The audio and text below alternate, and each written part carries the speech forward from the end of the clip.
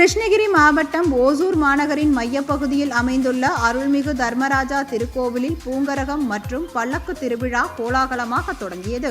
இதனை முன்னிட்டு ஓசூர் மற்றும் அதனை சுற்றியுள்ள கிராம தேவதைகளான மகரதாம்பிகை உடனாகிய சுந்தரேஸ்வரர், காலாம்பிகா, கோட்டை மாரியவன், கருப்பசாமி உள்ளிட்ட 40க்கும் மேற்பட்ட தெய்வங்கள் மின் விளக்குகளால் அலங்கரிக்கப்பட்ட வாகனங்களில் எழுந்தருளினர். இந்த வாகனங்கள் ராயக்கோட்டை சாலை, மகாத்மா காந்தி சாலை, நேதாஜி சாலை வழியாக சென்றபோது வழி நெடுகிலும் திரண்டிருந்த பக்தர்கள் கற்பூர ஆரத்தி காட்டி சுவாமி தரிசனம் செய்தனர்.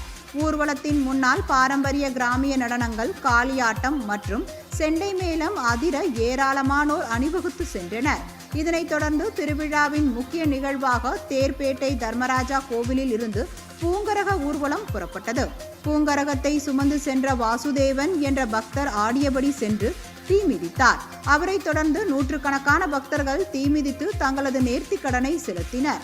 மேலும் பேருந்து நிலைய பகுதியில் நடைபெற்ற இன்னிசை கச்சேரியில் தமிழ், தெலுங்கு மற்றும் கன்னட மொழி பாடல்களை பாடி விடிய விடிய மக்களை உற்சாகப்படுத்தினர்.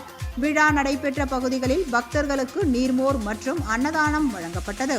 3 மாநிலங்களை சேர்ந்த ஆயிரக்கணக்கான பக்தர்கள் திரண்டதால் பலத்த போலீஸ் பாதுகாப்பு போடப்பட்டிருந்தது.